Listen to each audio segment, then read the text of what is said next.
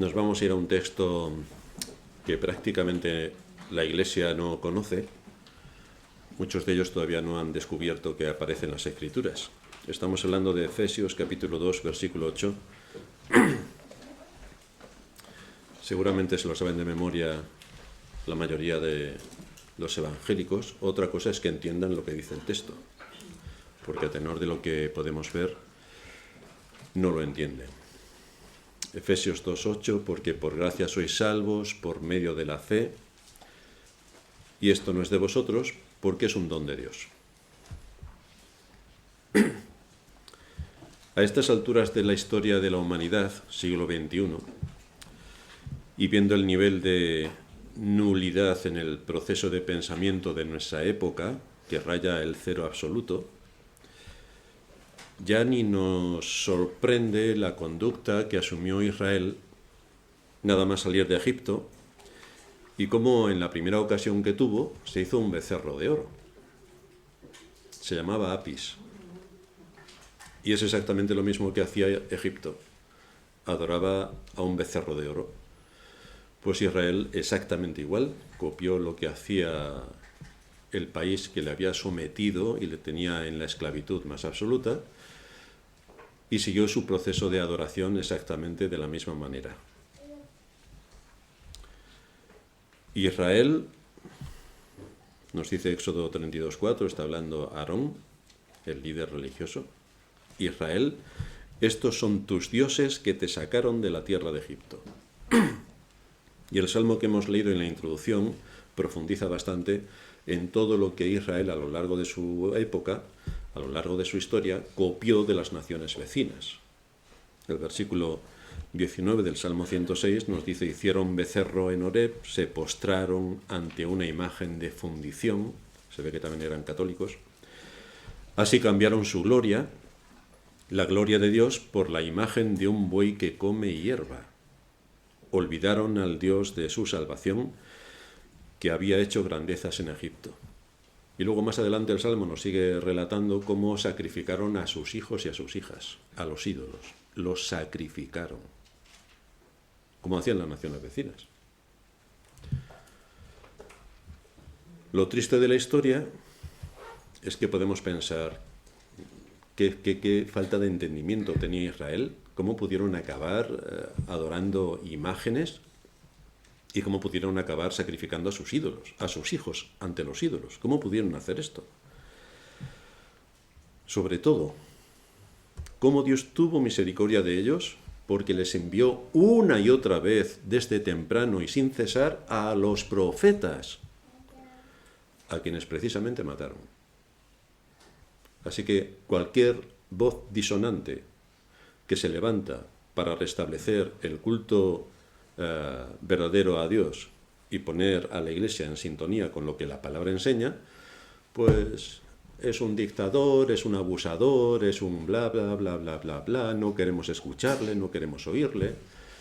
Y así tenemos a la cristiandad, que copia literalmente lo mismo que hacía el pueblo de Israel en su historia, en sus épocas.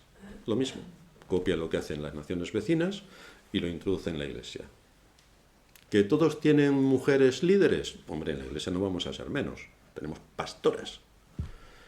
Y todo lo que tiene que ver con el circo, la fanfarria y hacer el ridículo más espantoso, pues también en la Iglesia, porque es que hay que estar abiertos a todo y que todo entre dentro de la Iglesia, porque tenemos que ser oscuridad en la oscuridad.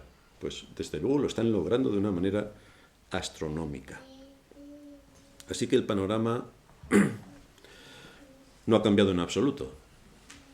De un Israel idólatra y apóstata tenemos una iglesia evangélica que no es idólatra en el sentido de la católica, pero que es apóstata con toda la extensión del término. No tiene nada que envidiarle al pueblo de Israel, ni en su dureza de corazón, ni en su perversión, ni en su olvido del Dios que creó al ser humano. La iglesia sigue por el camino ancho, tan tranquila. Eso sí, dice que cree en Dios, pero va por el camino ancho. Así justifica el ir por el camino ancho. Piensa que solamente por decir creo en Dios va por el camino estrecho, pero esto no funciona así. Una de las doctrinas más mal entendidas Bueno, no se entiende ninguna doctrina, porque ya sabéis que para los evangélicos la palabra doctrina les produce urticaria. Toda la doctrina no hay. Es simplemente, todo es por fe. Y por fe se admite absolutamente todo. Las mayores barbaridades y luego el amor. Claro, hombre, ¿dónde va a parar el amor? Es decir, puedes odiar a tu hermano y puedes dividir una iglesia, pero el amor que no falte. Entonces nos inundan de amor, pero dividen las iglesias. Qué interesante.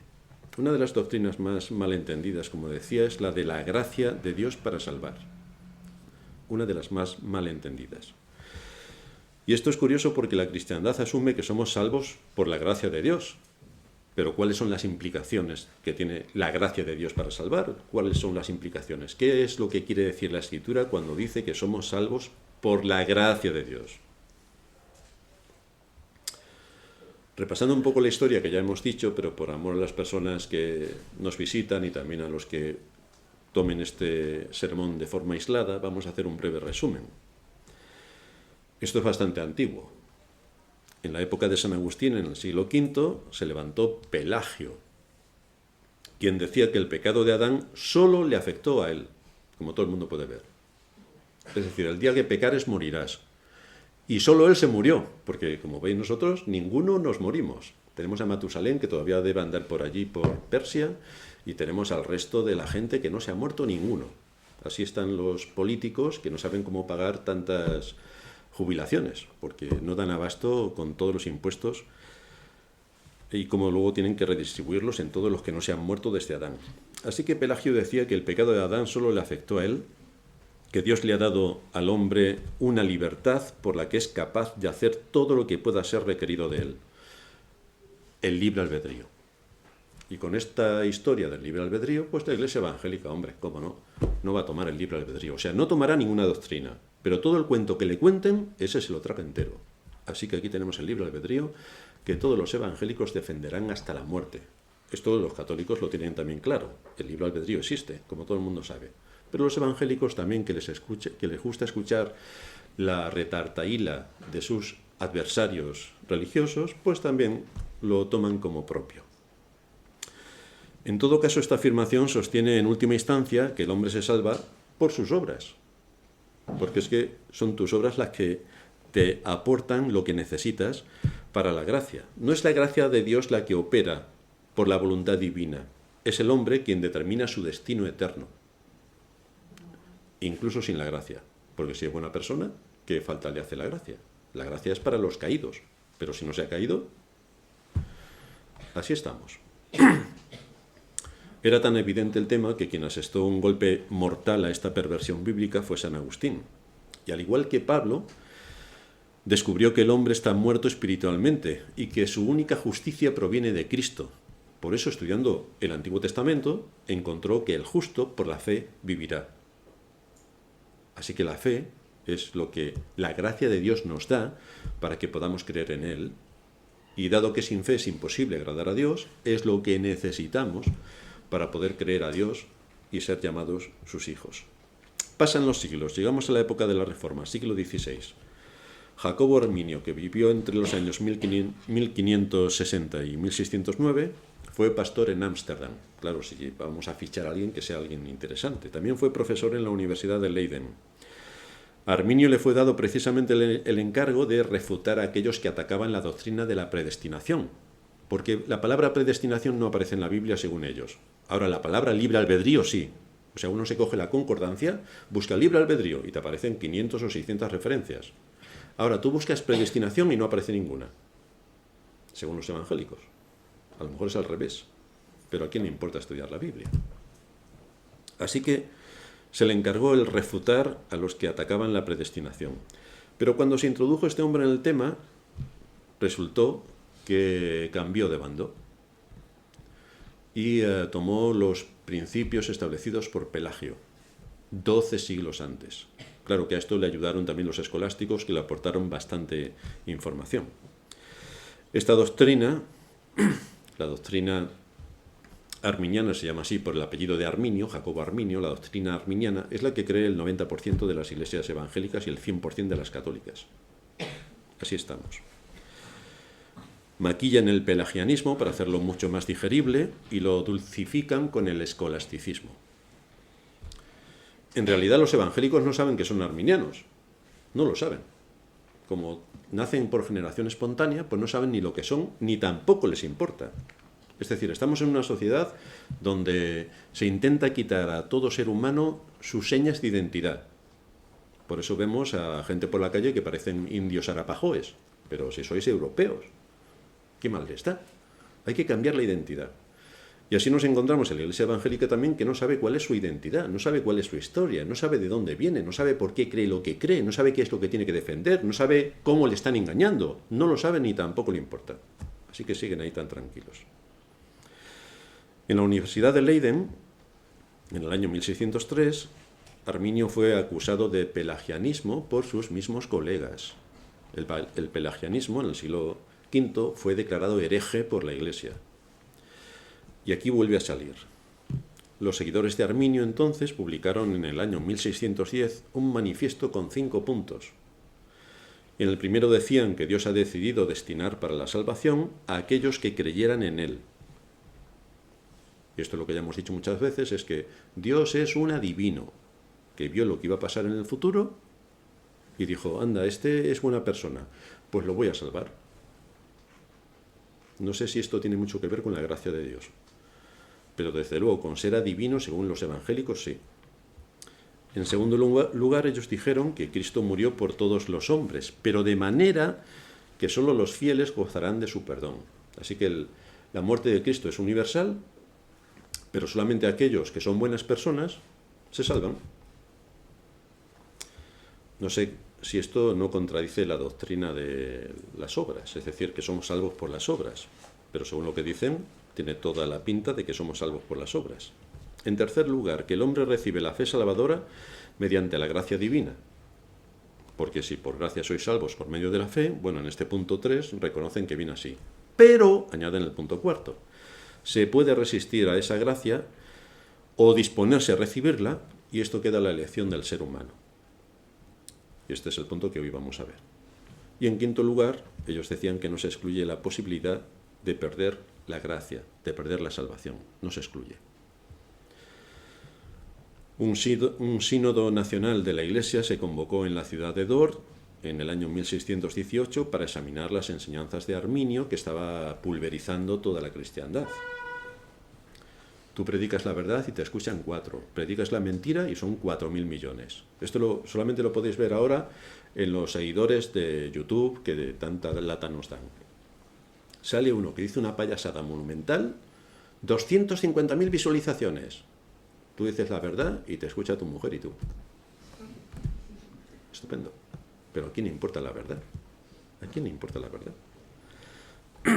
El sínodo de Dort se reunió en 154 sesiones durante 7 meses y desde luego no admitió la doctrina arminiana porque contradecía radicalmente la enseñanza de las Escrituras. Por tanto, formuló 5 puntos que se llaman calvinistas. Pero no es que Calvino se lo inventó, Calvino ya se había muerto.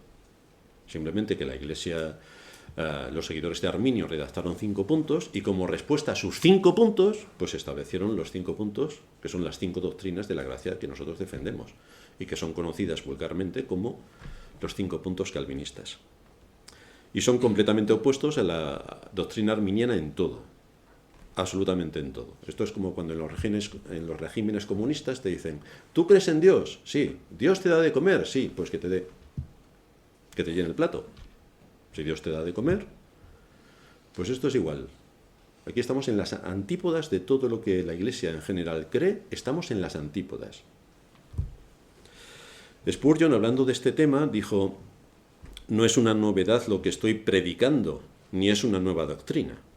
Amo proclamar estas antiguas doctrinas que tienen por sobrenombre calvinismo, pero que son la verdad revelada de Dios. A muchos les sale urticaria también cuando se habla de Calvino, porque como la propaganda de la Iglesia de Roma les llevó a esto, pues resulta que la Iglesia evangélica ha creído completamente la propaganda de la Iglesia de Roma, una vez más. Pero desconocen a sus padres. Spurgeon no lo desconocía. Uno puede hablarle a alguien, ¿tú crees en las doctrinas de Spurgeon? Sí. ¿Y en las de Calvino? No, que era muy malo. Pero son las mismas. Si Spurgeon predicaba a Calvino. Hasta eso nos lleva al desconocimiento atroz. Que aman profundamente a Spurgeon y odian más que profunda y visceralmente a Calvino. Y es lo mismo. Así que la primera de las doctrinas que estuvimos viendo en esta serie fue la de la depravación total, que va en contra de lo que el punto primero del arminianismo enseña. Estuvimos viendo que el hombre está muerto espiritualmente a causa de su desobediencia. Dios le advirtió: el día que comieres morirás. Y el día que comió, murió. No tiene ninguna capacidad para ver el mundo espiritual, ninguna. Está ciego para ver a Cristo. Está sordo para escuchar su palabra. Además, nace con una naturaleza corrupta que hereda de sus padres.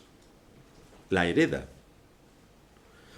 Y además, por si todo esto fuera poco, nace siendo esclavo de Satanás.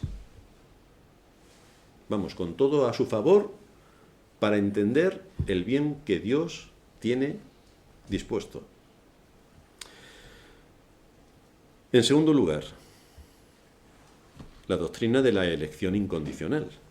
La elección se define como aquel acto eterno de Dios por el cual en su soberano propósito, porque Dios es soberano, esta es otra de las doctrinas que también a la cristiandad en general se le olvida, Dios es soberano y sin tener en cuenta ningún mérito visto de antemano en los hombres, es decir, que no adivina el futuro, es Dios quien elige cierto número definido de personas para hacerlas receptoras de su gracia y por lo tanto salvarlas. Pero es Dios el soberano, es Dios quien tiene el libre albedrío. Es Dios quien tiene la libertad, no el hombre, es Dios. En tercer lugar, vimos la semana pasada que Cristo no murió por todos y cada uno de los seres humanos, ni hizo posible la salvación para todo el mundo, sino que, como su mismo nombre indica, y según el anunciamiento del ángel, llamará su nombre Jesús porque él salvará a su pueblo de sus pecados. Esto es lo que entendemos bajo la doctrina que denominamos la expiación limitada. Está limitada a aquellos que Dios Padre, antes de la fundación del mundo, llamó a la salvación. Y por lo tanto Cristo murió exclusivamente por aquellos que el Padre le dio, por nadie más, tal y como enseña la Escritura, por cierto. Hoy, en cuarto lugar, vamos a hablar de la base que se nos aplica para obtener la salvación y los beneficios de la muerte de Cristo en aquellos por quienes Él murió y que el Padre había escogido antes de la fundación del mundo y por quien el Espíritu Santo aplica el nuevo nacimiento. Es lo que conocemos bajo el título de la gracia irresistible. Esta es la cuarta de las doctrinas que van en contraposición antagónica a las doctrinas arminianas, que creen el 90% de la cristiandad. Entendemos, por tanto, con esta doctrina que Dios, en su gracia soberana, regenera por medio de su Espíritu a aquellos que Dios Padre ha escogido y para quienes ha dado a Cristo, quien cargó el pecado en la cruz de aquellos que el Padre le dio y que murió por ellos. Entonces, si uno piensa lógicamente en las doctrinas, ve cómo cada una de ellas encaja en la otra y que todo tiene un planteamiento y base bíblica y lógica. Así que hoy vamos a dividir el sermón en 4 puntos. En primer lugar, vamos a ver comprendiendo la doctrina, en segundo lugar, la elección de Dios, en tercer lugar, la regeneración del Espíritu Santo y en cuarto lugar, la posición de aquel que ha sido salvado. Vamos a ir comprendiendo la doctrina. Porque el Señor afirma con claridad en Juan 15:16, no me elegisteis vosotros a mí, sino que yo os elegí a vosotros. Claro, luego los arminianos dirán, sí, pero hay otro texto que dice, venid a mí. Pero aquí estamos estudiando la doctrina desde la perspectiva divina, no desde la perspectiva humana. Es decir, si nosotros somos los gobernadores de un país, pensaremos una cosa, y si somos el barrendero del país, posiblemente pensemos otra. Entonces, dependiendo de la posición que ocupemos, en el ejercicio de nuestro oficio, las cosas se ven de una manera o de otra. Y ahora estamos viendo la salvación desde la perspectiva divina, no desde la humana, desde la divina. Aquí es donde viene el caos monumental y el azote de los arminianos, porque tampoco logran aclararse con este asunto, igual que le pasa a los católicos entre la santificación y la justificación, que tienen un lío monumental y no se aclaran. Pues esto lo encontramos también entre los evangélicos.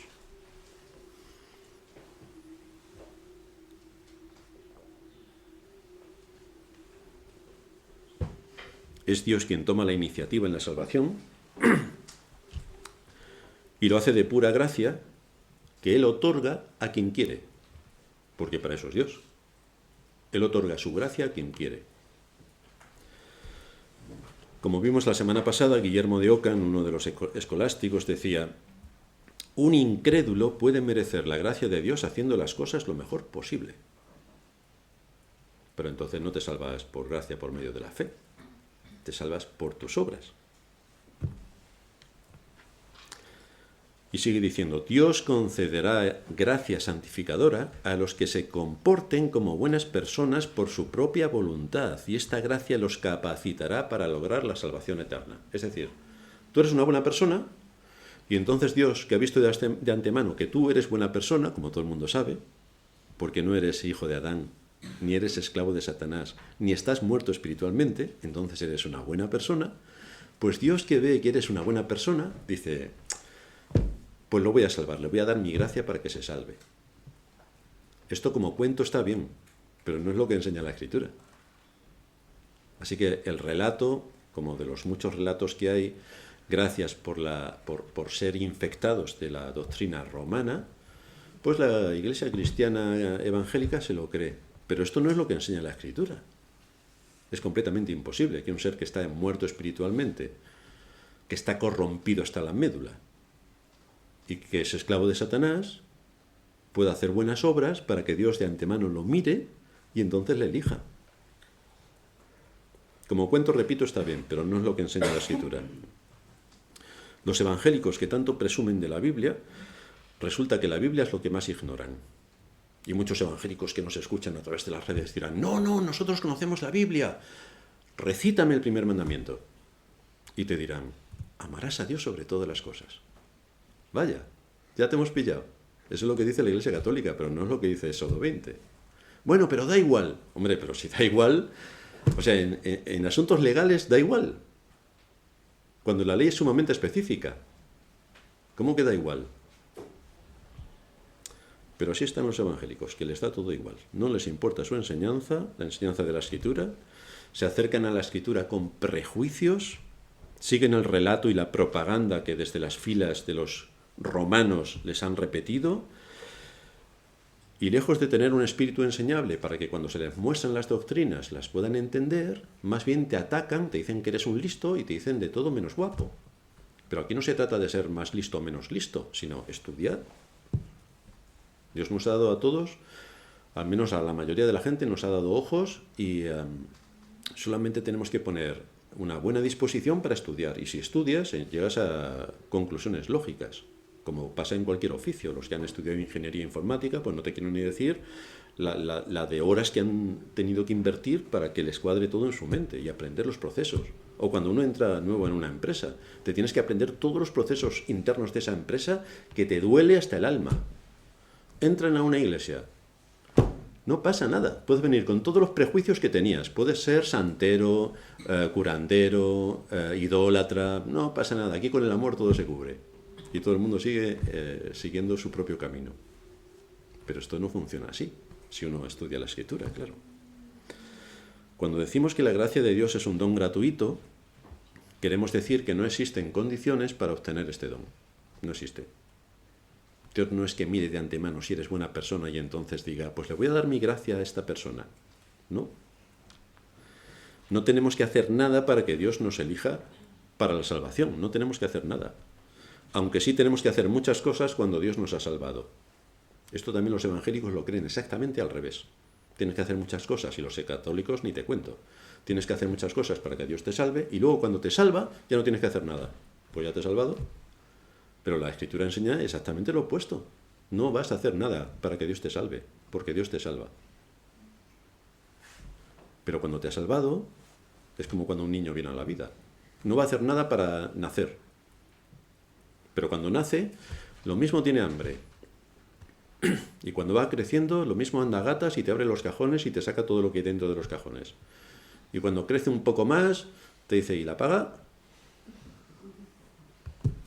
Y crece más, y tiene que estudiar, y luego tiene que trabajar si se lo permiten, y así evoluciona, así se equipa, así se prepara para la vida. Pues es lo mismo que ocurre con la salud espiritual y con venir a la vida espiritual. Es Dios quien, por medio de su Espíritu, da la vida a aquellos que el Padre llamó desde la eternidad. Y por lo tanto, aquellos a quien Dios Padre llamó y a quien el Espíritu Santo accede para darles la nueva vida, la vida espiritual, no se pueden resistir para recibirla. Esto como que, según los arminianos, Dios te da la gracia y tú puedes resistir la gracia. Es como viene un niño a este mundo y el niño dice, pues me voy a morir. Pero eso es completamente ilógico y absurdo.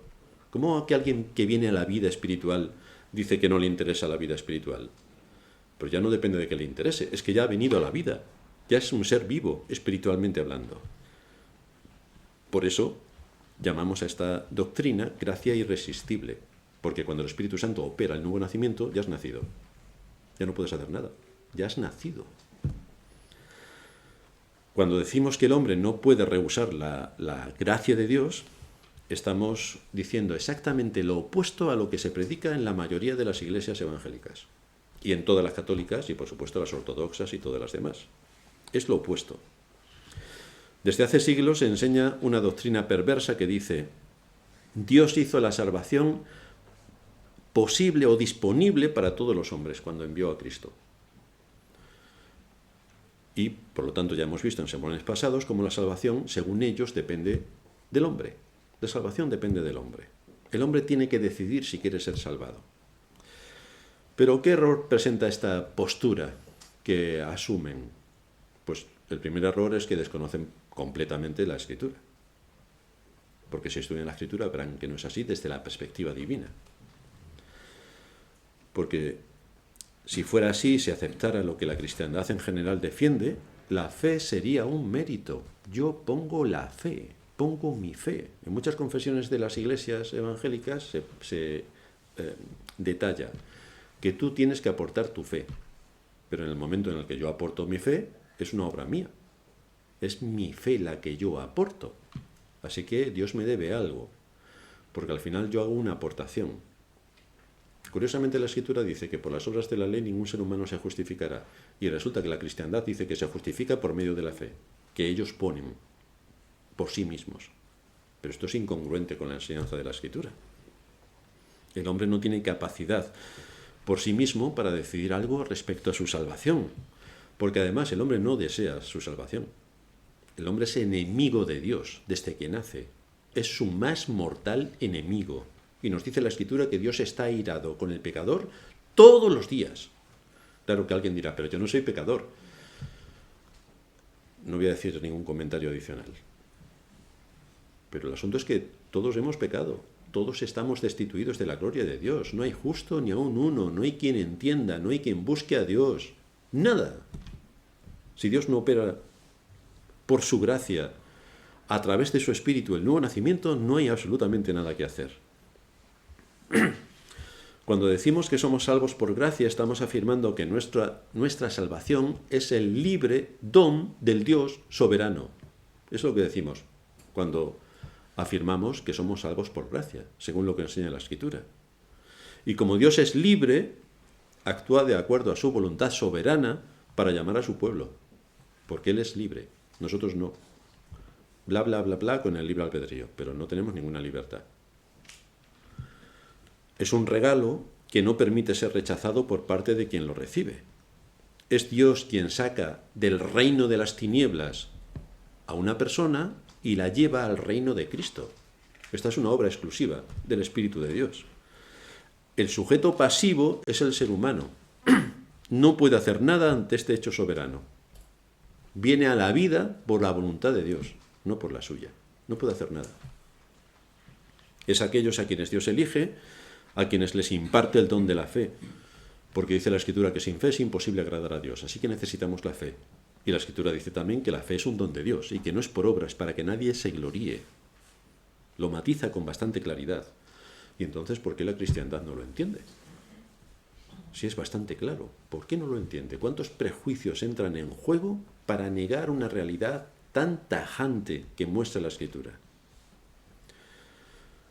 Siempre que digamos que la fe es una aportación del hombre, entonces estamos afirmando que la salvación es por obras. Y ellos dirán, no, no, es que la fe no es una obra. Hombre, si es algo que tú pones, da igual que sea física, que no sea física. Es como la idolatría.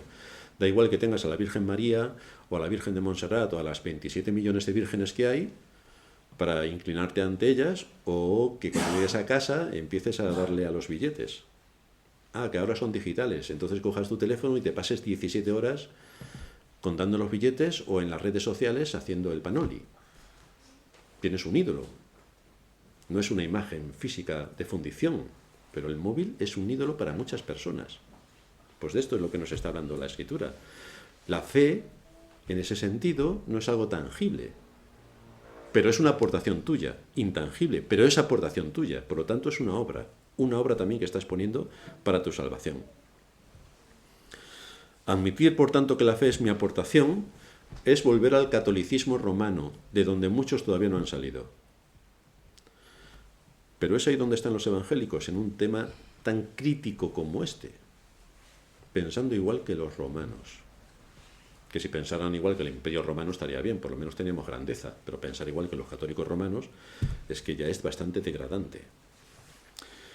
Así que los lemas de la Reforma, que fueron sola Escritura, solo la fe, solo la gracia, los lemas de la Reforma, que todos los evangélicos los debían tener grabados, así, ahora que les gusta tanto hacer tatuajes, se lo podían grabar aquí un poco. No, hombre, no. Solo la Escritura, solo la fe y solo la gracia, a los evangélicos les importa un comino. Y eso que son los lemas de la Reforma, los que le deberían dar sentido y consistencia a las creencias que ellos tienen. También brillan por su ausencia. Los cánones de Dort, de donde también sacamos nuestra doctrina, dicen que la fe es un don de Dios, en el artículo 14.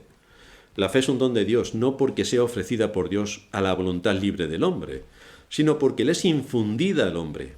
Tampoco lo es porque Dios hubiera dado solo el poder de creer y después esperase el consentimiento del hombre o el creer de un modo efectivo por parte del hombre, sino porque Dios, que obra en tal circunstancia tanto el querer como el hacer por su buena voluntad, realiza en el hombre ambas cosas, la voluntad de creer y la fe.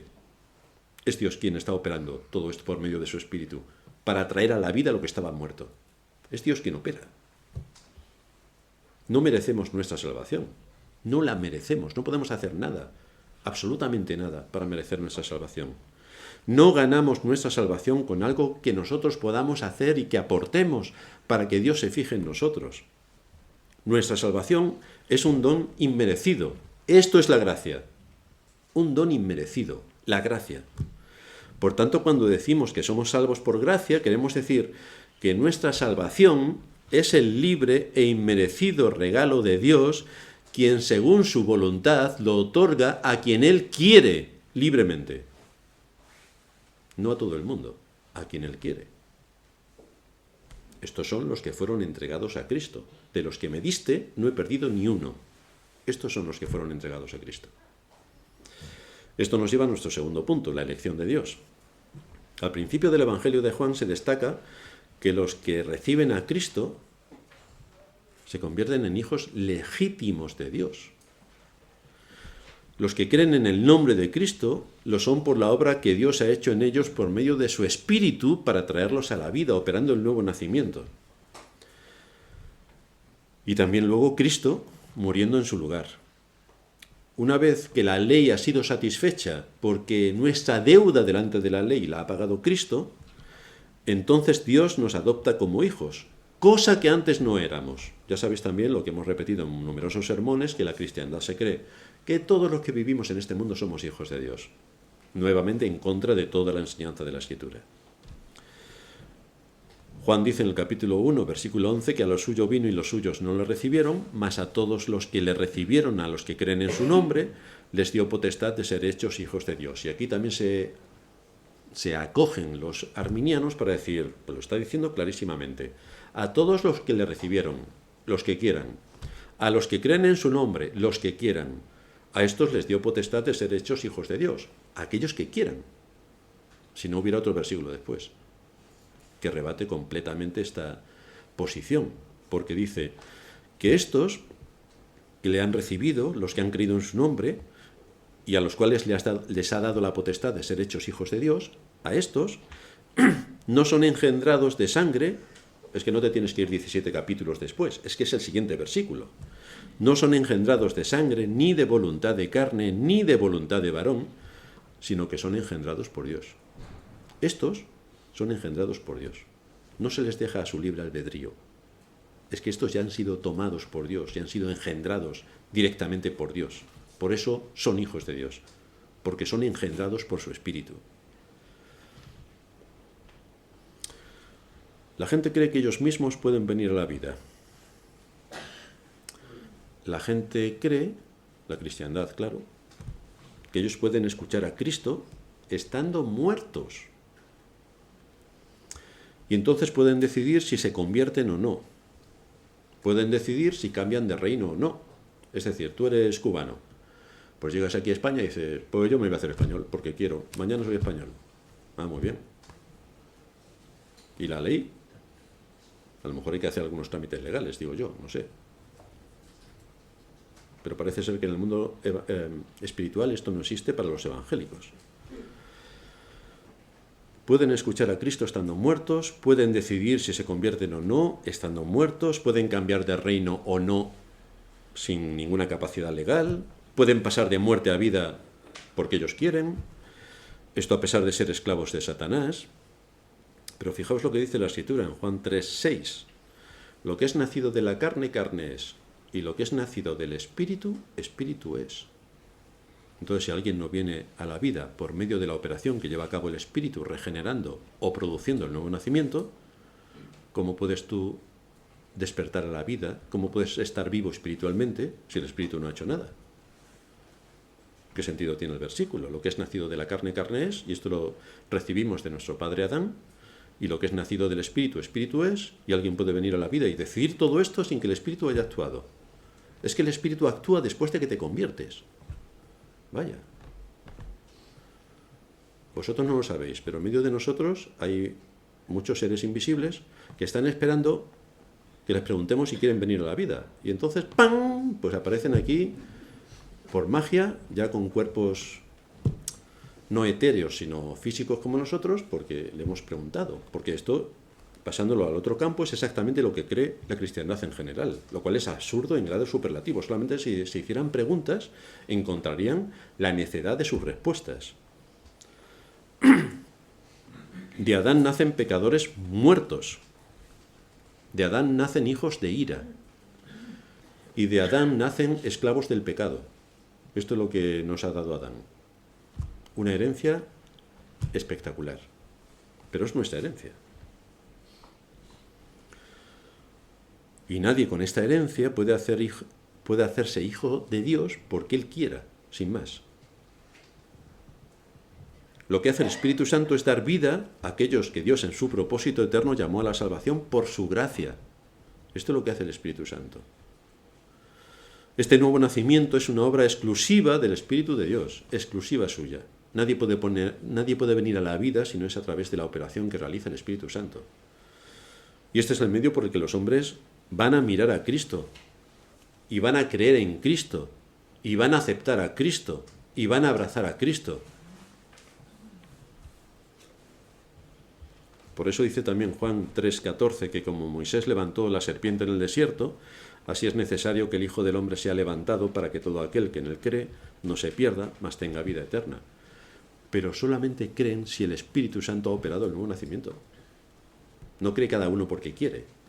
Cree cada uno que Dios llamó a la salvación, sobre quien el Espíritu Santo ha actuado. Ese, en cuanto escuche la voz de Cristo, va a saber que es su pastor. Ese. En tercer lugar, tenemos la evidencia, la regeneración que lleva a cabo el Espíritu Santo.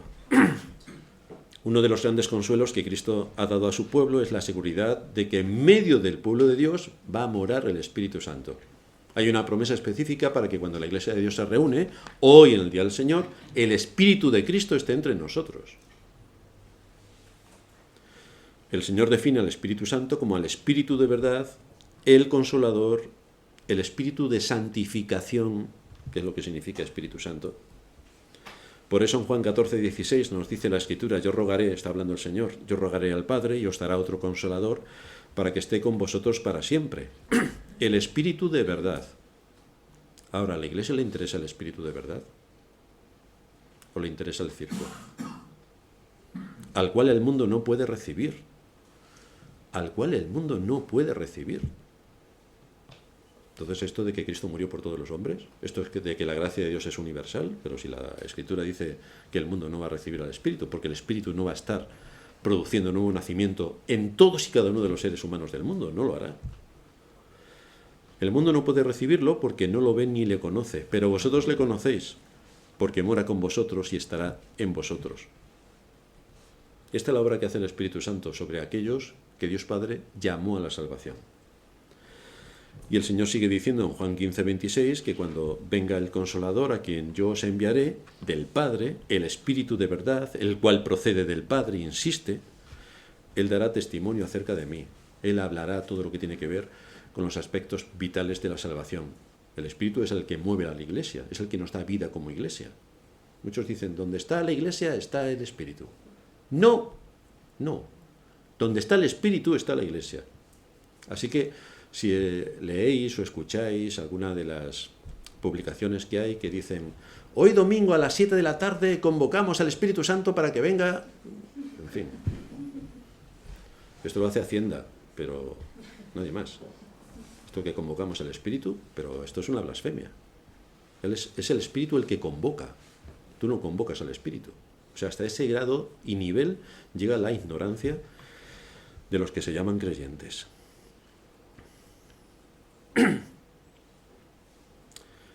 Y luego, claro, convocan al Espíritu para hacer ¿qué? Ponen la mano en la cabeza y la gente se cae. Tocan al otro y empieza a saltar. Y así van pasando por la iglesia, como ya sabéis, o echan aceite, al precio que está, porque todo el aceite, como todo el mundo sabe, el aceite de oliva, todo viene de Ucrania, como todo el mundo sabe. Pues entonces, imaginaos el precio que alcanza el aceite de Ucrania, que no sabemos cómo hemos podido vivir las culturas mediterráneas sin Ucrania durante los 10.000 años de vida que tiene la Tierra. Cuando el Espíritu venga, nos dice la Escritura, convencerá al mundo de pecado, de justicia y de juicio. Claro, esto tampoco le interesa mucho a la cristiandad, la obra del Espíritu Santo, que convence de pecado, porque cuando uno ve lo que hacen estas iglesias, parece que están motivando el pecado, pero no es la labor del Espíritu. El Espíritu convence de pecado. Convence de pecado y lleva a cabo toda la obra que tiene que ver previa para escuchar la voz de Cristo. Es el Hijo, se nos dice en Juan 5:21, que a los que quiere da vida, a los que están espiritualmente muertos, es a quienes llama la vida según la voluntad de su Padre, no según la voluntad del hombre. De cierto os digo, viene la hora y ahora es, cuando los muertos oirán la voz del Hijo de Dios y los que la oyeren vivirán. ¿Pero qué muerto oye la voz de Dios? Si está muerto. A no ser que haya una operación del Espíritu por medio. Porque el Espíritu siempre opera en un muerto, trayéndolo a la vida. Y ese sobre quien el Espíritu Santo ha actuado, oye la voz de Cristo, oye la voz del Hijo de Dios, y entonces es porque tiene vida, vida eterna. Por eso dice el Señor también en otro texto, en Juan 10:27, que mis ovejas oyen mi voz y yo las conozco y me siguen y yo les doy vida eterna y no perecerán jamás, ni nadie las arrebatará de mi mano. Nadie. Esto luego lo veremos en la quinta doctrina. Mi Padre que me las dio es mayor que todos y nadie las puede arrebatar de la mano de mi Padre. Nadie. Y esta es una confirmación una vez más de que la salvación no se pierde. Es imposible que la salvación se pueda perder porque no depende de ti. Depende del Dios soberano. Y el Dios soberano que te dio la salvación es el que se asegura de que llegues hasta el final. Juan nos muestra que solo los que son traídos por el Padre van a venir a Cristo.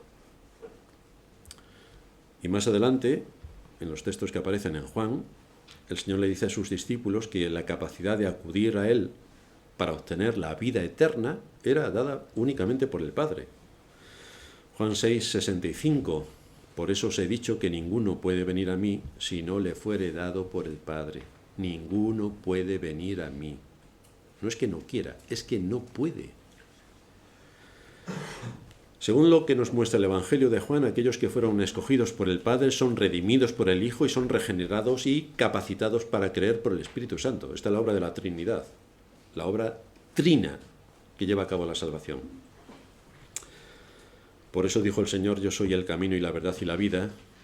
Nadie viene al Padre si no es por mí.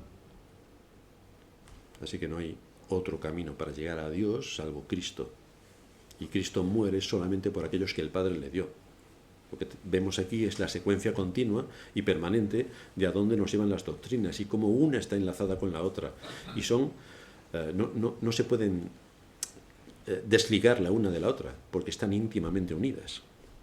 En cuarto lugar, llegamos a la posición de aquel que ha sido salvado. El asunto es que los que son salvos no llegan a esta posición porque deciden sobre su salvación, como ya ampliamente nos muestra la Escritura, desde la perspectiva divina. Es una obra de Dios.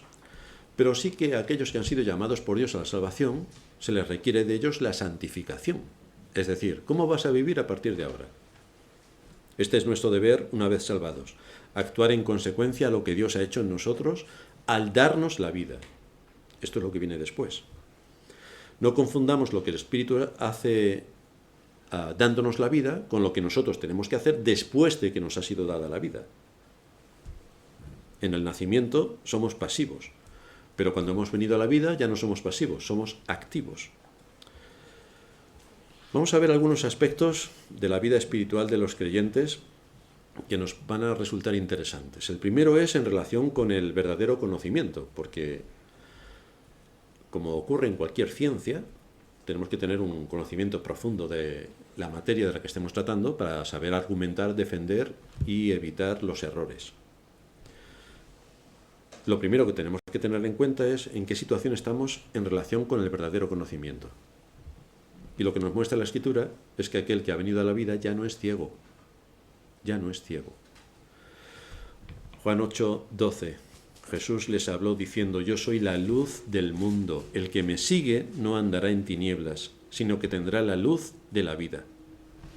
Y esto nos debe llevar a todos nosotros como creyentes a tener unos ojos que descubran el error y la falsedad frente a la verdad, en todos los ámbitos de la vida. La tristeza superlativa que nos invade es que la cristiandad en general no ve nada de lo que dice la Escritura. Imagínate para que vea lo que está pasando en el mundo. O sea, si solamente se tiene que poner a leer la Escritura y no ve nada, con el engaño del mundo en el que vivimos, ¿qué va a ver? Si de lo básico no ve, imagínate de todo el engaño que se esfuerza a fondo el mundo en mostrarnos. El mal que nos envuelve es astronómico, el poder que le ha sido dado a Satanás es estratosférico, pero vivimos en el mundo de Yupi. ¡Qué bien! ¡Qué contentos estamos! Somos felices, comemos perdices, bueno, no, porque es un animal, comemos insectos y todos están contentos. ¡Qué bien! También nos dice la Escritura que los que han venido a la vida no son sordos, sino que escuchan la voz de Cristo.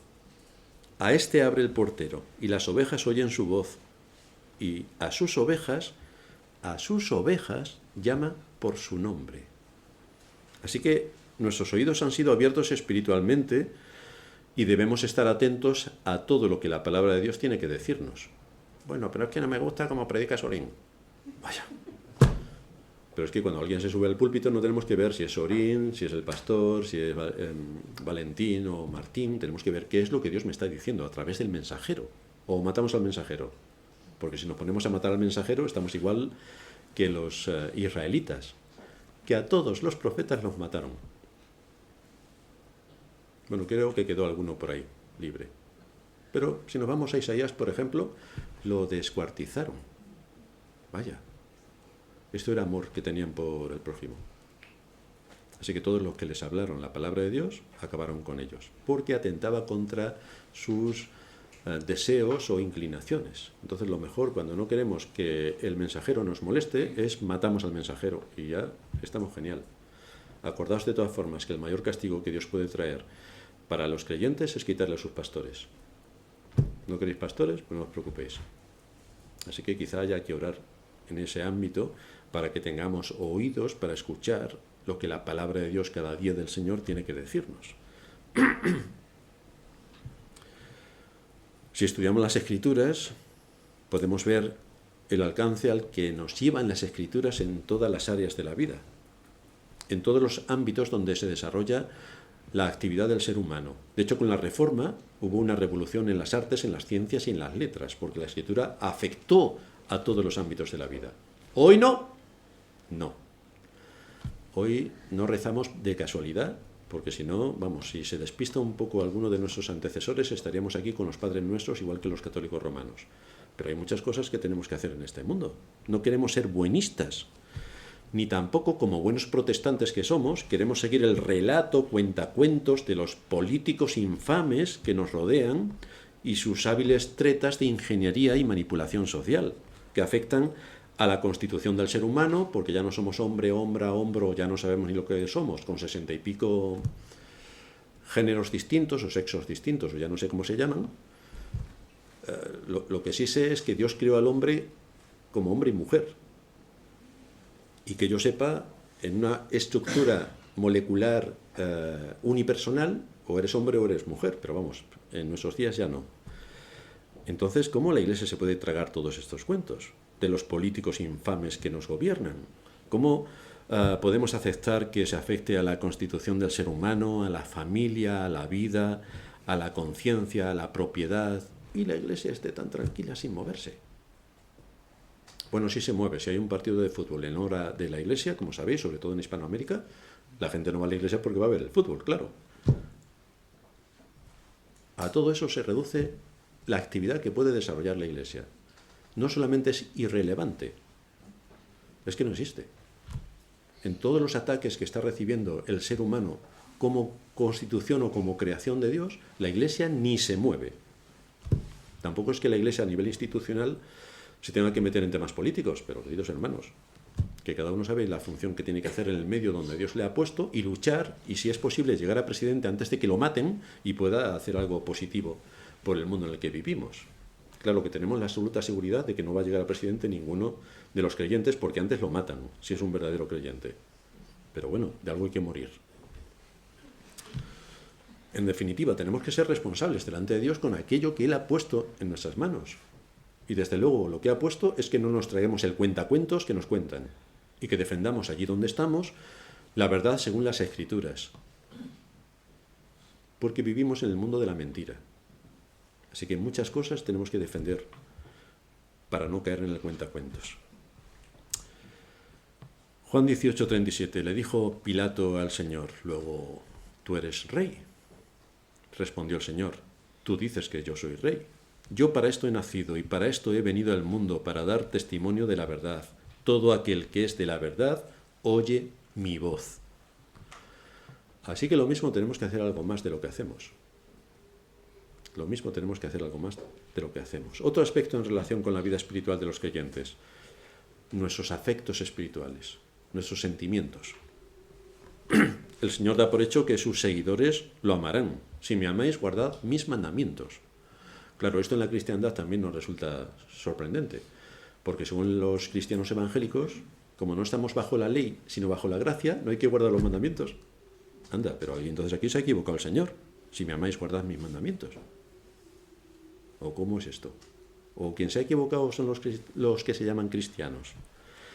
Juan 14:21, el que tiene mis mandamientos y los guarda, este es el que me ama. Vaya, pues se ve que sí que guardar los mandamientos. Juan 14:23, el que me ama, mi palabra guardará. Juan 14:24, el que no me ama, no guarda mi palabra. Así que lo mismo le tendría que dar una vuelta a la doctrina a la Iglesia evangélica. Lo mismo le tendría que dar una vuelta a la doctrina porque está bastante lejos de lo que enseña la Escritura. Desde luego, lo que enseñan estos versículos es que el nuevo nacimiento también produce amor por Cristo.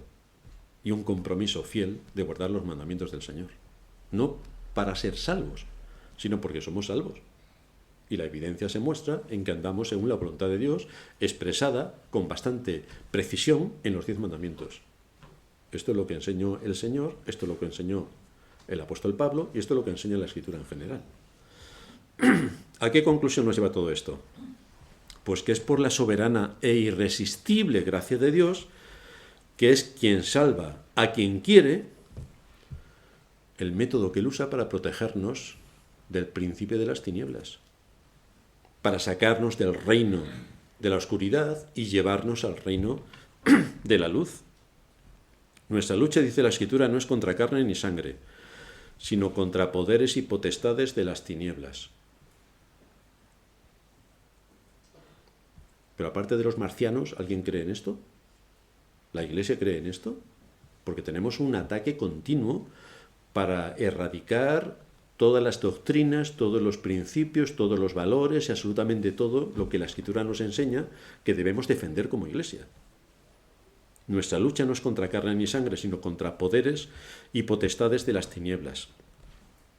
Y precisamente en nuestra época, donde las guerras convencionales casi no existen, o si existen es para vender munición y tanques, pero si les quitas el negocio se acabó la guerra, estamos en otra guerra para someter a las conciencias y anular a Dios de absolutamente todo lugar donde aparezca su nombre.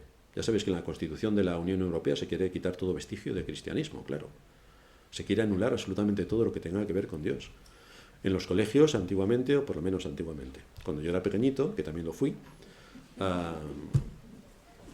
la idea de Dios estaba permanente porque también había una asignatura de religión, aunque era católica, pero bueno, por lo menos la idea de Dios estaba. Pero es que ahora ni eso. Encima ahora la religión católica es de ser guay. Así que imagínate dónde estamos llegando. Menos mal que son católicos. El asunto es que tenemos una guerra para someter las conciencias y anular a Dios de absolutamente todos los ámbitos de la vida del ser humano. Pero es que nosotros somos criaturas de Dios. Solamente por lo que el ser humano es como ser humano, el negar esto es negar ya la creación de Dios. Debemos darle gracias a Dios de que en su gracia soberana nos haya llamado de forma irresistible, de que su gracia sea irresistible. Debemos darle gracias a Dios, porque si no fuera una gracia irresistible, la astucia de Satanás es tal que podría anularla. Pero es irresistible. Nadie nos va a quitar la salvación.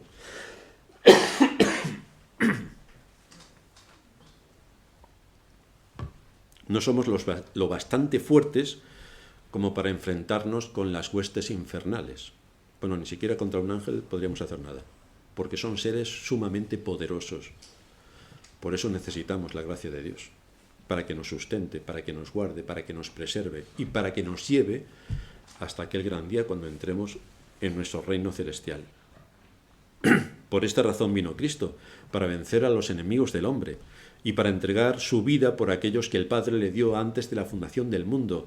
Cristo se aseguró con su muerte de pagar todas las deudas que cada uno de los que Dios le dio tenía en su contra. Cristo limpió el pecado de todos aquellos que el Padre le dio, y el Espíritu Santo regeneró a todos aquellos que el Padre le dio a Cristo. Esta es la gran doctrina de la gracia irresistible, que absolutamente nada ni nadie puede hacer nada ni algo para quitar la gracia de Dios que nos ha sido concedida en Cristo y que nos ha dado el don de la fe para creer a Cristo y para aceptar a Cristo. Seguiremos con esta doctrina en posteriores sermones, pero como introducción para saber cuál es la gracia, la sublime gracia de Dios, pues aquí tenemos unos amplios argumentos que nos muestran el alcance de la salvación. Vamos a terminar en oración. Padre nuestro que estás en los cielos, gracias te damos por habernos dado en Cristo la salvación, pero también por previamente cómo tu gracia fue la que operó en todos aquellos que luego fueron llamados en el cumplimiento de tu obra de redención en nuestra propia historia, como en un momento concreto pudimos escuchar la voz de nuestro pastor que nos llamó por nuestro nombre pero que previamente a esto ya tu Espíritu había operado para que nuestros oídos pudieran escuchar la voz que nos llamaba a la salvación. Gracias por la obra irresistible que haces en medio de tu pueblo, y gracias porque tú eres el Dios soberano, que haces tu voluntad en los cielos y en la tierra sin que nadie pueda interponerse en tu determinación. A ti que eres el Dios eterno te damos las gracias por todo esto. Amén.